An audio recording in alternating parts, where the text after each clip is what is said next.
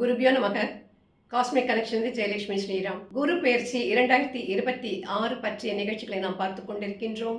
வரும் ஜூன் மாதம் 1ஆம் தேதி பயிற்சி அடைய இருக்கும் குருவானவர் உச்ச குருவாகி கடக ராசிக்கு செல்கிறார். ஏன்னா கடகத்தில் தான் குரு உச்சமடைகிறார். அவர் அங்கு உச்ச குருவாக செல்கிறார். மிதன ராசிக்காரர்களே, உங்களுக்கு குருவானவர் உங்களுடைய குடும்பத்தன வாக்குஸ்தானத்துக்கு செல்கிறார்.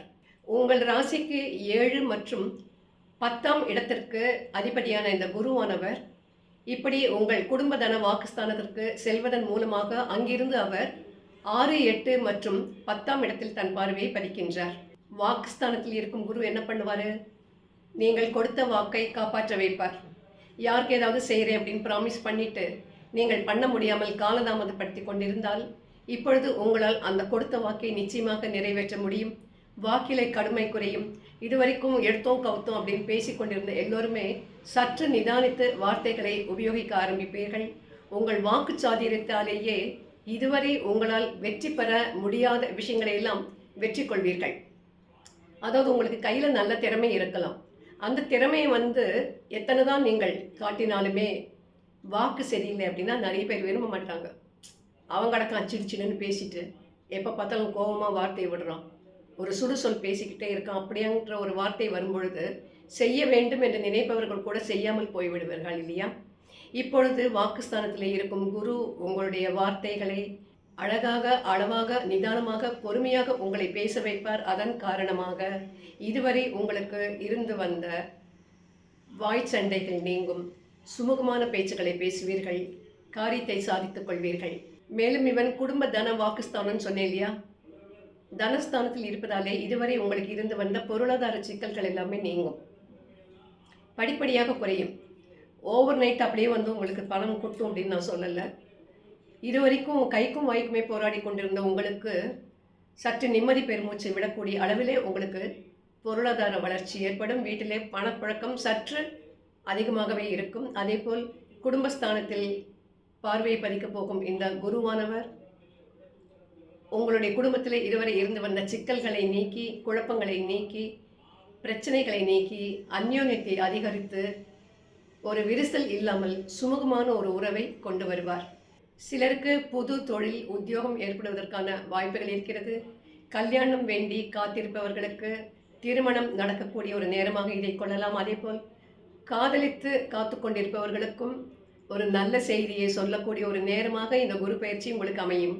உங்களுடைய 6ஆம் பாவமான ருணரோக சத்ருஸ்தானத்திலே இந்த குருவின் பார்வை படுவதாலே என்ன நன்மைகள் அப்படின்னு பார்த்தீங்கன்னாக்கா, ருணம் என்றால் கடன், பண பிரச்சனைகள். கடன் வாங்கியிருப்பீங்க, அதை திருப்பி கொடுக்க முடியாமல் தவிப்பீங்கள். இல்லை சிலர் கடன் வாங்க வேண்டும் என்று நினைத்து சில பேங்கை சென்று, சில வங்கிகளை சென்று, அல்லது கைமாற்றாக நண்பர்களிடம் எதிர்பார்த்தும் ஏமாந்து போவீர்கள். அது உங்களுக்கு கிடைக்காமல் இருந்து வந்தது இதுவரை. ஆனால் இந்த குருவின் பார்வை உங்களுடைய ருணஸ்தானத்தின் மீது படும் பொழுது கேட்ட இடத்துலேயே டக்குன்னு உங்களுக்கு பணம் கிடைக்கும். லோன் வேணுமா, சாங்ஷன் ஆகும். பேங்க் லோனுக்கு போகிறீங்களா, உடனே கொடுப்பாங்க. ஃப்ரெண்ட்ஸ் கிட்ட கைமாற்று கேட்குறீங்களா, உங்களுக்கு உடனே கிடைக்கும். இல்லை உங்களுடைய இந்த பாலிசிலாம் வச்சு நீங்கள் பணம் எடுக்க விரும்புகிறீங்களா, அடமானம் வச்சு பணம் கிடைக்கும். அது மாதிரியான ஒரு அமைப்பை இது கொடுக்கும். அதே மாதிரி ரோகம், நாள்பட்ட நோயில் அவதிப்பட்டு கொண்டிருந்தவர்களுக்கு தக்க தீர்வு கிடைத்து, அதாவது உடம்பு பிரச்சனை இருக்கும், என்ன டெஸ்ட் எடுத்தாலும் அது என்ன பிரச்சனைன்னு கண்டுபிடிக்க முடியாத சில அமைப்புகள் ஏற்படும். இதற்கு ஒரு தீர்வு கிடைத்து உங்களுடைய உடல்நிலையில் நல்ல முன்னேற்றம் ஏற்படும். அதே மாதிரி சத்ருஸ்தானத்தை இவர் பார்ப்பதாலே உங்களுடைய எதிரிகள் எல்லோருமே அஞ்சு கொண்டு ஓடுவார்கள்.